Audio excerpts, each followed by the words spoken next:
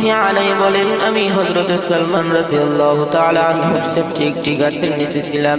তিনি ওই গাছের একটি শুকনো ডাল ধরিয়া নাড়া দিলেন, ফলে উহার পাতা ঝরিয়া পড়িল।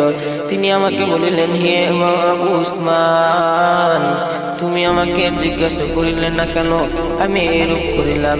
আমি বলিলাম, বলুন কেন আপনি এরূপ করিলেন? তিনি বলিলেন, আমি একবার নবী করিম সাল্লাল্লাহু আলাইহি ওয়াসাল্লামের সঙ্গে একটি গাছের নিচে ছিলাম। তিনিও গাছের একটি শুকনো ডাল ধরিয়া এমন ভাবে নাড়া দিলেন যে উহার পাতাগুলি ঝরিয়া পড়িল।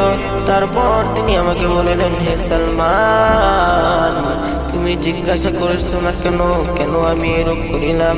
আমি বলিলাম, বলুন কেন আপনি এরূপ করিলেন? তিনি ইরশাদ করিলেন, যখন কোন মুসলমান ভালোভাবে ওযু করিয়া 5 ওয়াক্ত নামাজ আদায় করে, তখন তাহার গুনাহসমূহ এমন ভাবে ঝরিয়া পড়ে যেমন এই সকল পাতা ঝরিয়া যায়।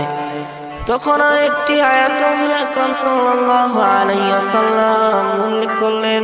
তখন বললেন, আকিমিস সালাতা তারাফাইন নাহারি ওয়া সুলফান মিনাল লাইল ইন্নাল হাসানাতি ইউযহিবুনাস সাইয়্যাত যালিকা যিকরা লিয-যাকিরিন।